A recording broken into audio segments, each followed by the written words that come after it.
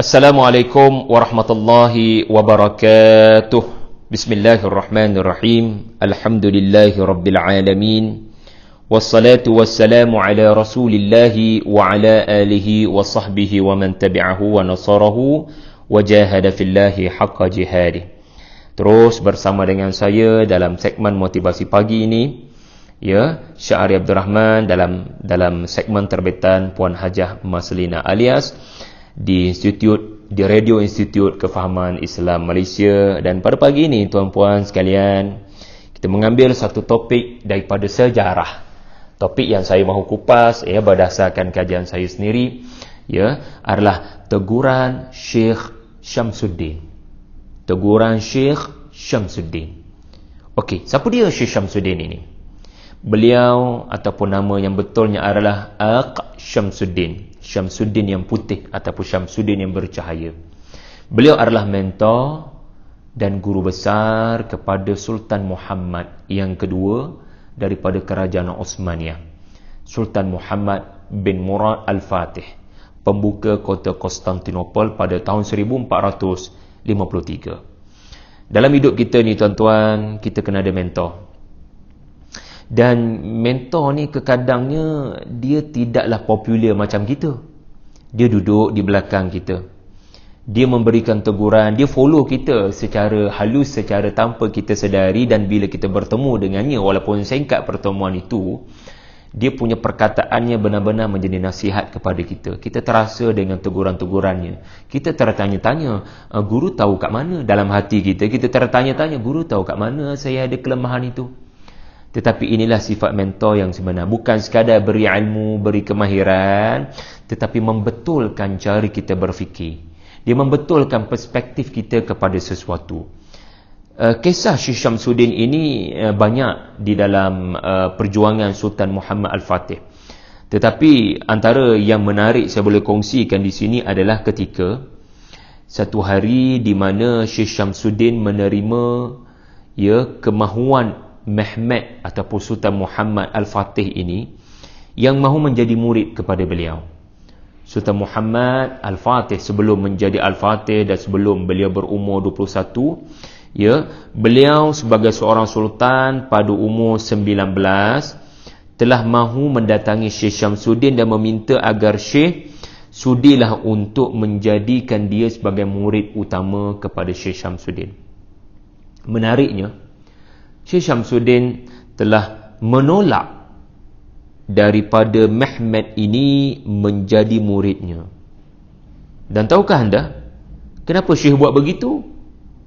Sedangkan seorang tuan guru, seorang ulama, bila yang nak jadi muridnya adalah seorang ahli politik yang popular di seluruh dunia, barangkali satu hari nanti, siapa tak nak tuan-tuan?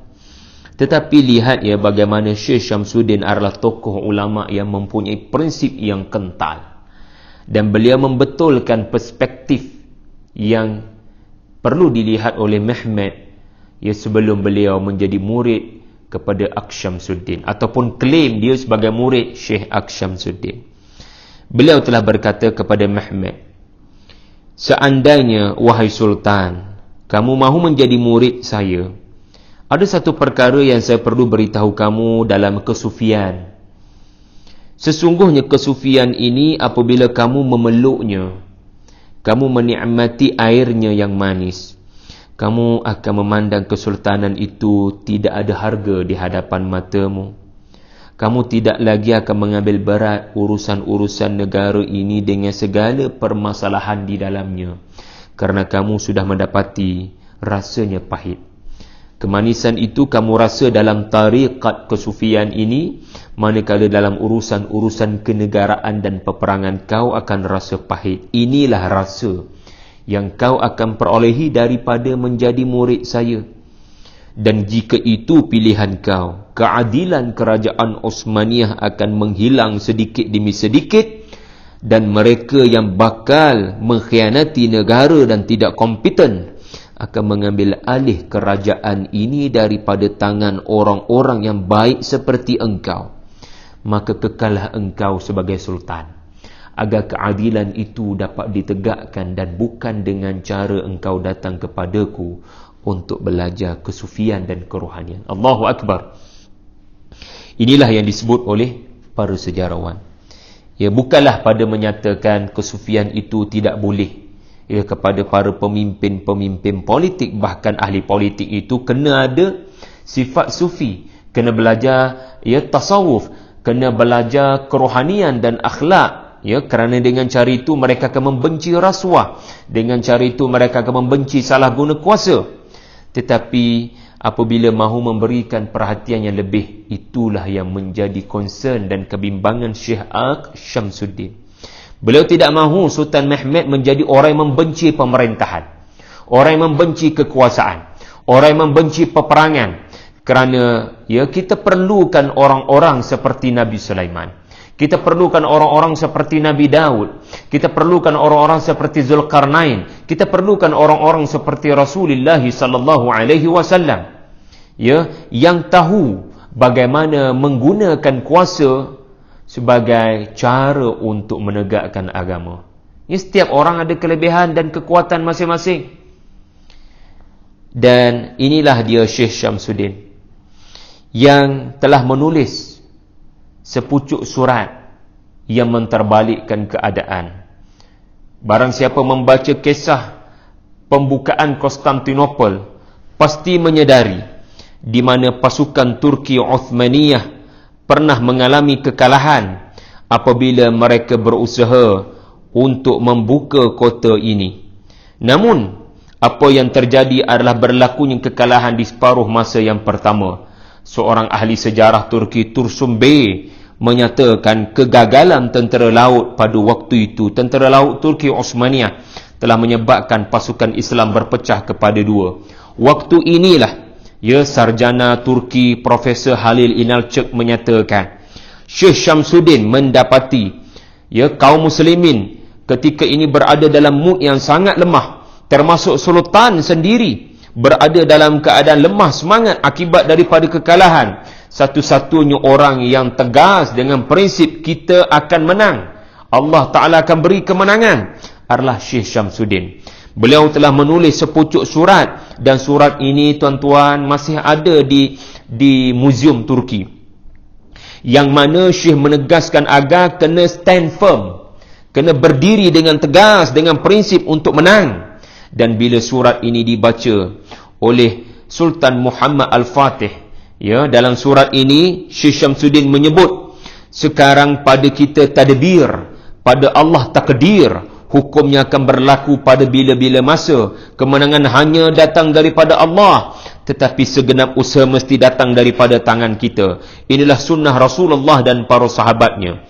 Tuan-tuan, ini ucapan Syekh Syamsuddin yang dirakamkan dalam suratnya, yang bila Sultan Muhammad Al-Fatih membacanya, beliau menterbalikkan keadaan. Motivasi dan psikologi beliau menjadi orang yang sangat bersemangat membaca surat yang seolah-olah di dalamnya Al-Quran seperti baru diturunkan. Sultan bila membaca surat ini, beliaulah yang telah menggerakkan agar bukit-bukit Galata menjadi platform untuk serangan mengejut ke atas Konstantinopel ketika mereka berpesta hari raya di atas kegagalan tentera laut Turki. Bukit telah menjadi lautan, tuan-tuan. 70 kapal direntaskan pada 22 April, yakni tidak sampai 48 jam daripada tragedi hitam kekalahan tentera laut. Terima kasih kepada Al-Fatih Al-Ma'nawi Syekh Syamsuddin. Saya pernah sampai ke makam beliau di Goynuk, Turki, dengan kawan-kawan saya di sana. Nak katanya, insan-insan hebat dan popular ini, kadang kita tak perasan dia ada mentor kat belakang tu. Syekh Syamsuddin orang tua yang tak boleh angkat senjata, yang tidaklah orang yang boleh berjuang sebagaimana orang-orang muda. Dalam mesyuarat barangkali dia pendiam, tetapi jangan sangka orang pendiam ini doanya tidak mustajab. Jangan sangka orang pendiam ini orang introvert ke apa kan, orang yang tak ada function dalam organisasi. Dan ternyata beliaulah yang menjadi mentor utama kepada Sultan Muhammad Al-Fatih. Bila menang Muhammad Al-Fatih nak beri berita gembira kepada Syekh Syamsuddin, Syekh Syamsuddin ada di kemah beliau. Bila Sultan masuk ke dalam kemah Syekh tak bangun pun. Syekh tidak pun bangun hormat kepada Sultan. Lalu Sultan tertanya-tanya kenapa buat begini. Lalu Syekh menjawab, sesungguhnya hari ini orang mengkagumimu, orang memujamu, tetapi biarlah aku menjadi satu-satunya manusia mengingatkan kamu bahwasanya kemenangan kamu ini adalah kerana jerih payah orang-orang tua sebelum kamu, dan kemenangan ini bukan datang daripada kamu, ia datang daripada Allah Subhanahu wa taala. Allahu akbar. Renung-renungkan tuan-tuan ya. Wabillahi taufiq wal hidayah. Wassalamualaikum warahmatullahi wabarakatuh.